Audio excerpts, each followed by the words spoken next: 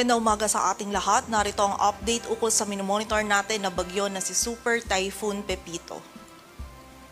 Sa kasalukuyan nga ay nasa karagatan po muli si Bagyong Pepito dito sa may karagatan hilaga ng Camarines Provinces at huli itong namataan sa layong 85 kilometers northeast ng Daet, Camarines Norte. Taglay nito yung lakas ng hangin na 185 kilometers per hour malapit sa sentro at bugso ng hangin na umaabot sa 255 kilometers per hour. So mapaminsala pa rin po yung hangin na dulot ni Bagyong Pepito simula kagabi hanggang ngayong araw dito sa area ng Bicol Region at ilang areas pa po ng Samar Provinces. At ina-expect nga po natin ngayong araw generally is mas mararamdaman po natin yung peak ng mga malalakas na hangin and also ng mga pag-ulan at yung high risk din ng storm surge na dulot ni Bagyong Pepito habang mas papalapit po ito dito sa area ng mainland Luzon. Kung saan ngayong araw nga po generally mula umaga hanggang gabi, doon po natin mararamdaman na itong mga mapaminsalang hangin, yung mga pag-ulan and yung risk ng storm surge dito sa mas malaking area pa ng Southern Luzon, dito sa Metro Manila, sa Central Luzon at malaking bahagi pa ng Northern Luzon. So pag-iingat po para sa ating mga kababayan, pagiging alerto and also makipag-ugnayan din po tayo sa ating mga LGU para dun sa mga appropriate actions na kailangan po nating gawin para sa ating kaligtasan. At muli po kahapon nga or kagabi ng 9:40 is naglandfall yung sentro or mata ni Bagyong Pepito dito sa vicinity ng Panganiban, Catanduanes, kung saan bibigyang diin lamang po muli natin na hindi lang po sa time ng landfall or sa area ng landfall point nagkakaroon ng epekto si Bagyong Pepito. Bagkus may kita po natin dito sa ating radar image na ang consideration po natin ng landfall is yung time kung saan tumama yung sentro or mata ng bagyo dito sa kalupaan. And may kita nga po natin dito sa radar image natin, bago man po tumama yung sentro nito ni Bagyong Pepito is yung rain bands po nito kung saan nandito yung mga malalakas na hangin and also yung mga pag-ulan is nauna na pong dumikit or tumama dito sa area ng Bicol Region. So muli po, bago pa man maglandfall generally yung isang bagyo is nauna na pong makaapekto sa kalupaan yung rain bands po nito kung saan nandun na po yung mga malalakas na hangin and also yung mga malalakas na pag-ulan na dulot ng bagyo. And ayon nga po dito sa ating latest forecast track analysis ni Bagyong Pepito, ngayong umaga patuloy po itong kikilos dito sa may coastal waters sa hilaga ng Camarines Provinces at hindi po natin niro-rule out yung another landfall or yung approach po nito dito sa may area ng Calaguas Islands. And by this late morning din po or mamayang umaga din po or tanghali, ito naman ay lalapit dito sa area ng Polillo Islands bago po ito maglandfall either dito sa may northern Quezon or sa central or southern portion ng Aurora mamaya naman po yung tanghali or hapon. And bibigyan din po natin muli ng highlight, may kita po natin dito sa ating forecast track kung saan ito pong symbol ng super typhoon, nandito po yung sentro ni Bagyong Pepito. And nakita po natin ito namang area under this red circle, nandito po yung mga pinakamalalakas na hangin na dulot ni Bagyong Pepito. Kung saan may kita po natin kahit yung sentro ni Bagyong Pepito is nasa karagatan na po, but yung mga pinakamalalakas po na hangin na dulot nito may kita natin is hagip na po itong area ng Bicol Region. And also may kita din natin itong areas under this yellow circle naman po. Dito naman yung mga malalakas din na hangin na dulot ni Bagyong Pepito kung saan malaking area na din po yung hagip ng mga malalakas na hangin na dulot nito kahit po ito ay nasa karagatan pa. So may kita po natin by this afternoon or evening naman or mamayang hapon o gabi, si Bagyong Pepito naman ay tuluyan na pong tatahakin itong mainland Luzon. Kung saan muli po kapag mas lumapit na itong si Bagyong Pepito dito sa area ng Polillo Islands, ngayong umaga lang din po yan, is mahahagip na po ng mga malalakas na hangin, yung mas malaking area pa ng Southern Luzon, yung area ng Metro Manila and also yung Central Luzon at yung malaking bahagi pa ng Northern Luzon. So patuloy pong pag-iingat para sa ating mga kababayan. Samantala, nakikita naman natin mamayang gabi din or bukas ng madaling araw ay lalabas naman itong si Bagyong Pipito dito sa may karagatan sa may kanluran ng Pangasinan or La Union, and nakikita po natin na lalabas naman ito ng ating area of responsibility by tomorrow morning or afternoon. So muli po ngayong umaga hanggang gabi, yung mararamdaman po natin yung peak ng mga matitinding hangin and also yung mga pag-ulan at yung high risk ng storm surge na dulot ni Bagyong Pipito dito sa malaking bahagi ng Southern Luzon, dito sa Metro Manila, Central Luzon at malaking bahagi pa ng Northern Luzon.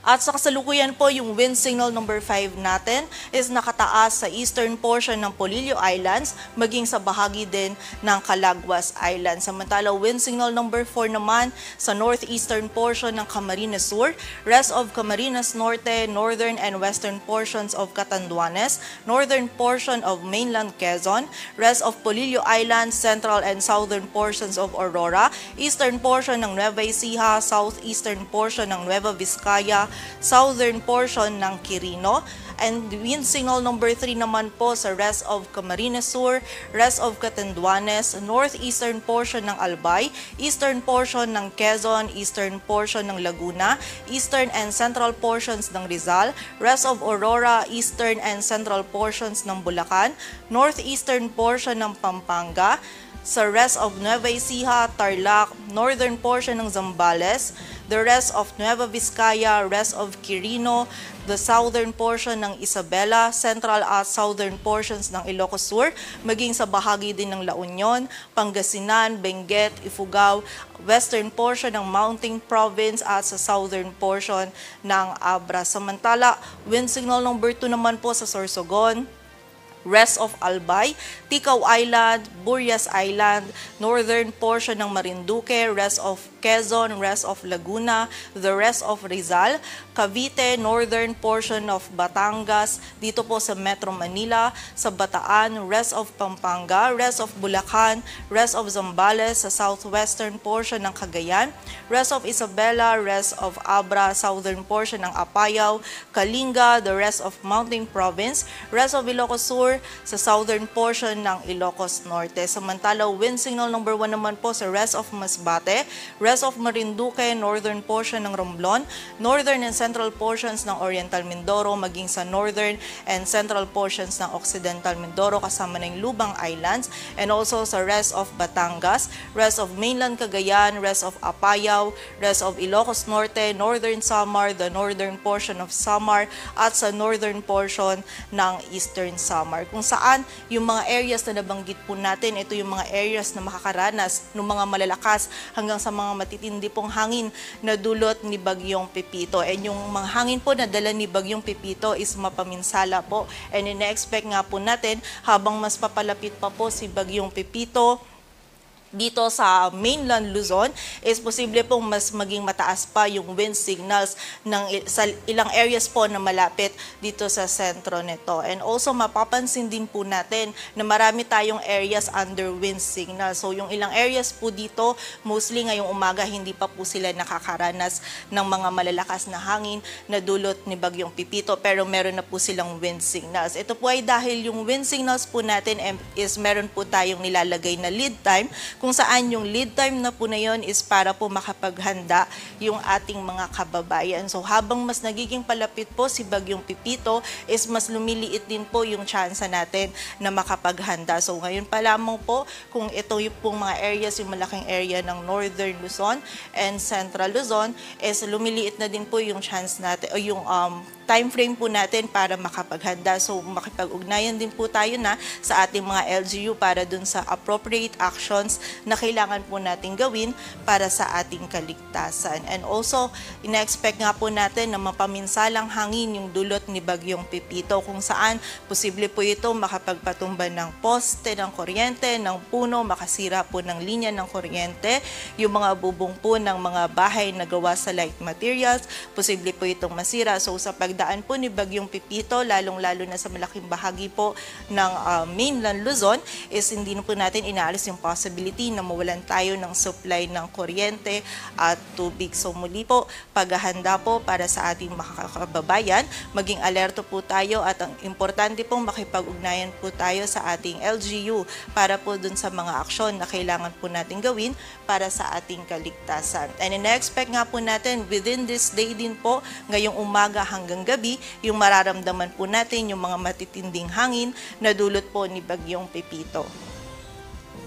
Samantala ngayong araw din po sa mga pag-ulan naman is meron tayong mga intense to torrential na mararanasan sa Nueva Vizcaya, Quirino, Aurora, Quezon, sa Camarines Norte at Camarines Sur. Samantala, heavy to intense naman po sa Isabela, Ifugao, Benguet, La Union, Pangasinan, Nueva Ecija, Bulacan sa bahagi ng Rizal at sa area din ng Catanduanes. Samantala, sa bahagi din po ng Cagayan ay moderate to heavy naman, maging sa Kalinga, Abra, Ilocos Sur, La Union, Mountain Province, Zambales, Tarlac, Pampanga, Bataan, Metro Manila, Laguna, sa Albay at sa area din po ng Sorsogon, kung saan malaking bahagi nga po ng mainland Luzon yung makakaranas ng mga malalakas at halos tuloy-tuloy po ng mga pag-ulan, lalong-lalo na itong areas natin na meron tayong intense to torrential na mga pag-ulan ngayong araw. Samantala, bukas naman po kung saan nasa West Philippines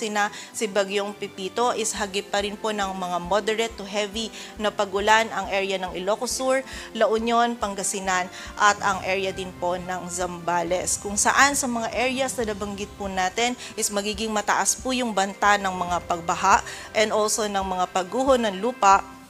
lalong-lalo na din dun sa mga areas na malapit sa ilog, sa sapa at sa mga bulubunduking lugar. So pag-iingat po and also pagiging alerto po para sa ating mga kababayan. Samantala, dulot nga po dahil nga po malakas po yung hagupit ni Bagyong Pepito is meron din tayong high risk ng storm surge dito sa may area ng Ilocos Region, sa mga coastal localities ng Central Luzon, ng Isabela, sa coastal localities ng Bicol Region, Marinduque, ng area ng Northern Samar, Eastern Samar at ng Samar, kung saan is meron nga po tayong high risk ng storm surge. Kaya po yung mga kababayan po natin na nakatira po malapit sa or yung mga coastal localities po natin, yung mga kababayan natin na nakatira sa mga dagat baybayin is makipag-ugnayan po tayo sa ating LGU para po sa mga posibleng paglikas. And also, may kita din po natin dito, meron tayong coastal inundation. Yung coastal inundation po natin, ito yung posibleng taas ng pagbaha na dulot po ng storm surge. So ito na po yung pagbaha sa kalupaan kung saan meron po tayong posibleng up to 4 meters na taas po ng pagbaha dito sa area ng Catanduanes, sa Camarines Sur, yung malaking bahagi po ng coastal localities ng Camarines Sur, and also sa malaking bahagi din po ng Camarines Norte, sa Quezon, and also sa ilang coastal localities din po ng Aurora. And for more information po ukol dito sa ating pinapalabas na coastal inundation is mas marami pa pong areas yung makakaranas ng simula po 2 hanggang 4 na metro na posibleng taas ng pagbaha. Is para po sa kumpletong impormasyon is bisitahin lamang po yung aming website and also yung mga aming social media accounts para po sa kumpletong impormasyon ukol po dito. Samantala, sa kasalukuyan, meron din po tayong nakataas na gale warning sa area ng Catanduanes, Camarines Sur, Camarines Norte, sa Quezon kasama na yung Polillo Island, sa Northern Samar, Aurora, Isabela, Eastern Coast ng Cagayan, Albay, Sorsogon, Marinduque, Northern Masbate kasama na yung Ticao and Burias Islands, sa Ilocos Norte, Ilocos Sur, La Union, Pangasinan, Zambales, Bataan, Metro Manila, Cavite at Batangas, kung saan mapanganib at hindi pa rin po natin pinapayagang pumalaot, lalong-lalo na po yung mga kababayan natin mga isda, pati na rin po yung mga may maliliit na sasakyang pandagat. And also yung sa mga areas din po natin kanina na meron tayong storm surge and yung may pinalabas tayo na coastal inundation, is delikado din po yung kahit anong marine or water activity. So iwasan po muna natin ito ngayong araw. And also mas mabuti din po na umiwas din po tayo ngayon dun sa mga coastal areas po sa mga nabanggit na lugar natin kanina. And muli po, hindi lang po yung bibigyan diin lamang po muli natin lahat po ng areas na nabanggit po natin kanina na meron tayong wind signals, heavy rainfall, and risk ng storm surge. Lahat po ito ngayong araw po mula umaga hanggang mamayang gabi is patuloy po or ngayon po mararanasan yung peak ng pananalasa po ni Bagyong Pepito. So sa mga areas na nabanggit po natin na yon, hindi lang po yung basta areas ng landfall point, lahat po ng areas na yon is makakaranas po. So paghanda po para sa ating mga kababayan, maging alerto, and muli po makipag-ugnayan tayo sa ating mga LGU para sa mga appropriate actions na kailangan po nating gawin para sa ating kaligtasan. At yan po muna ang latest dito sa Weather Forecasting Center ng Pag-asa. Grace Castañeda, magandang umaga po.